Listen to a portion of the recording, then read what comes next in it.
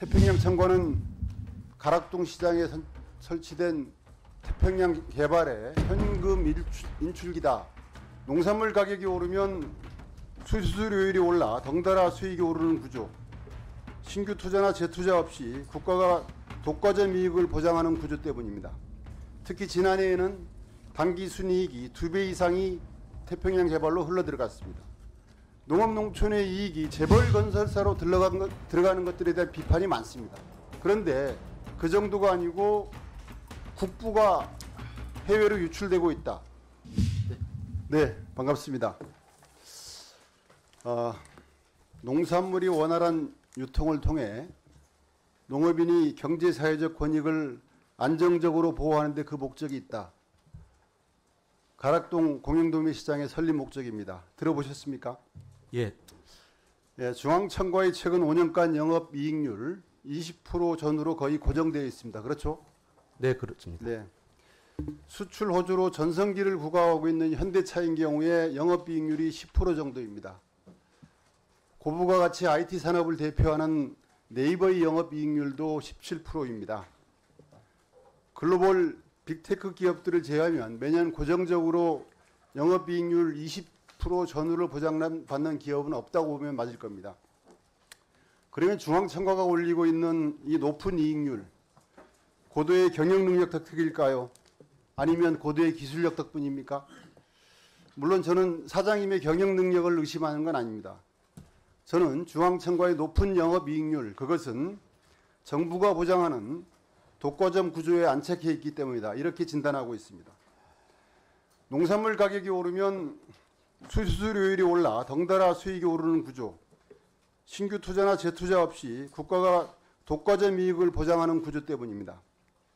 경영 능력이 아니라 국가의 보호 속에서 거두는 이익이기 때문에 결코 저는 지나친 고마지를 남겨서는 안 된다라고 생각합니다.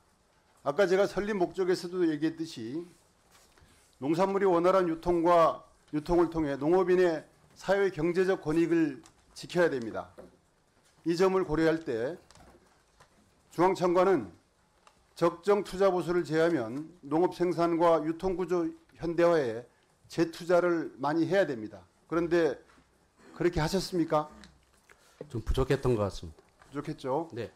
지난 5년간 중앙청과가 벌어들인 수익이 얼마나 우리 농업농촌에 재투자됐는지, 소비자와 생산자의 편익에 기여했는지를 제가 따져봤습니다. 표를 보시기 바랍니다.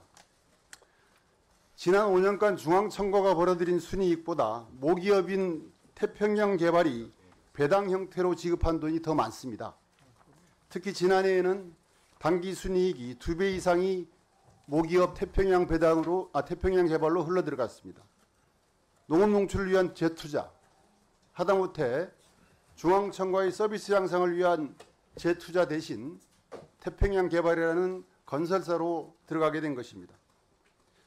증인께서는 중앙청과 사장과 태평양 개발 사장을 겸직하고 계시죠? 네, 그렇습니다. 태평양 청과는 가락동 시장에 설치된 태평양 개발의 현금 인출기다. 이런 얘기가 있습니다. 저희가 조사한 바에 의하면 2년 전부터 태평양 개발의 소유주가 바뀌었죠. 네, 바뀐 게 아니라 약간. 서영배 회장이 네. 싱가포르 태평양 디벨롭먼트 아시아라는 법인을 설립했죠. 네, 그렇습니다. 그래서 지분을 정리해서 이 싱가포르 법인을 소유하고 다시 싱가포르 법인을 통해서 태평양 개발을 소유하는 구조, 그렇게 바뀌었죠. 네, 그렇습니다. 저는 왜 이렇게 된 것인지 이해가 안 됩니다. 지분 구조를 바꾼 이유가 무엇 때문입니까? 해외 사업을 하려면 해외 자회사를 설립하면 될 텐데 지주회사를 해외에 설립하는 경우 저는 이해가 잘 되지 않습니다. 결국 이러한 현상 때문에 중앙청과에서 태평양 개발로 배달된 농수산물 유통구조 마진이 태평양 개발에서 받은 배당이 싱가포르로 흘러들어가는 구조가 된 것입니다. 동의하시겠습니까? 의원님, 제가 좀 설명드려도 예, 잠깐만요. 네. 그러면 싱가포르 법인, 그러니까 중앙청과의 최종 수유주가 바뀐 이후에 지난 2년간 싱가포르 법인으로 태평양 개발 배당이 지급된 금액이 얼마입니까? 20억입니다. 20억입니까? 네, 그렇습니다. 그 20억은 중앙청과의 이익이 글로 배당됐다고 볼 수 있지 않습니까? 결론적으로. 자, 농업농촌의 이익이 재벌 건설사로 들어가는 것들에 대한 비판이 많습니다. 그런데 그 정도가 아니고 국부가 해외로 유출되고 있다. 그런 통로로 태평양 개발이 활용되고 있다. 이런 지적을 하지 않을 수 없습니다. 그리고 서영배 회장의 해외 자산은 이미 불투명하기로 정평이 나 있습니다. 수사기관이 감사 대상입니다. 실제로 지난 9월 서 회장은 해외 금융자산을 축소 신고한 죄로 2심 재판부에서 벌금 20억을 선고받은 바가 있습니다. 왜 굳이 싱가포르의 법인을 만들어서 국내 회사들을 간접 소유하는지, 싱가포르 법인으로 흘러간 배당금이 도대체 어디에 쓰이는지 대단히 의문스럽습니다. 거듭 지적하지만 해외 진출이 목적이었다면 해외 자회사를 설립하면 되지 지주회사를 만들어서 지분 구조를 바꿀 이유가 나는 없을 것이다. 저는 그러한 지적을 드리고 싶고요. 앞으로 중앙청가가 과도한 배당 성향을 정상적으로 축소하십시오. 네, 잘 못 들었습니다. 한 번만 말씀. 다시 얘기해서 중앙청과는 과도한 배당 성향을 정상적으로 축소하고 생산자인 농민에 대한 지원을 확대하고 소비자의 편익을 늘리는 데 주력해야 된다. 어떻게 생각하십니까? 예, 의원님 말씀에 유념토록하고 그렇게 지키도록 하겠습니다.